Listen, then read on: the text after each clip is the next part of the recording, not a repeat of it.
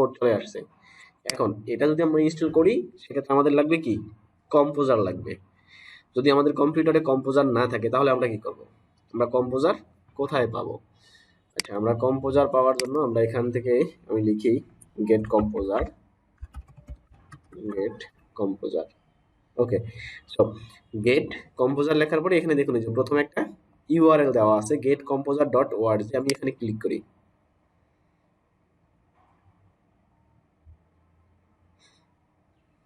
এখান থেকে দেখুন ডাউনলোড অপশন আছে ডান পাশে, সো ডাউনলোডে ক্লিক করেন।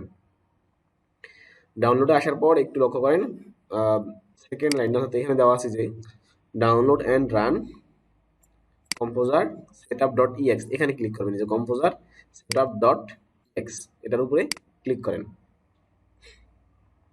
ক্লিক করলে আপনার জন্য এটা সেভ চাইবে, তখন আপনি সেভ করে দিবেন। আমার অলরেডি কয়েকবার সেভ করা হয়েছে, দেখুন এই যে 6 মানে মেনি টাইম এটা সেভ করা হয়েছে।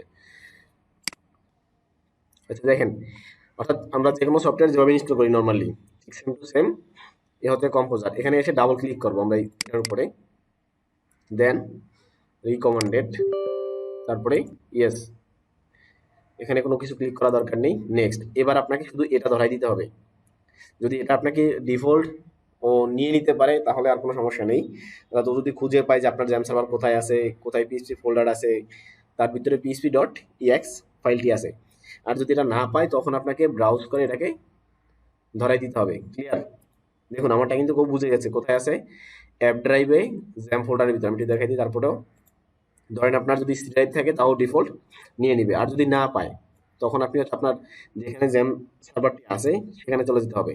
ধরুন এখানে আছে আমার জ্যাম সার্ভার, তো এখান থেকে এবার পিএইচপি ফোল্ডার, এই হচ্ছে আমার পিএইচপি ফোল্ডার, দেন এখান থেকে হচ্ছে এই যে পিএইচপি ডট ইএক্স এটাকে দিয়ে দেন ওপেন, তাহলে ও বুঝে গেল যে এটা আমার কোথায় আছে।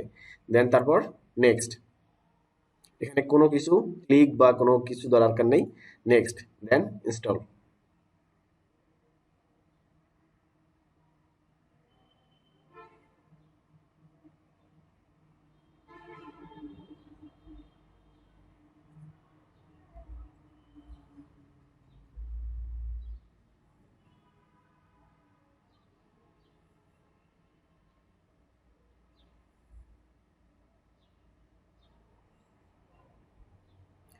হয়তো একটু সময় নিবে, তবে বেশি সময় নিবে না।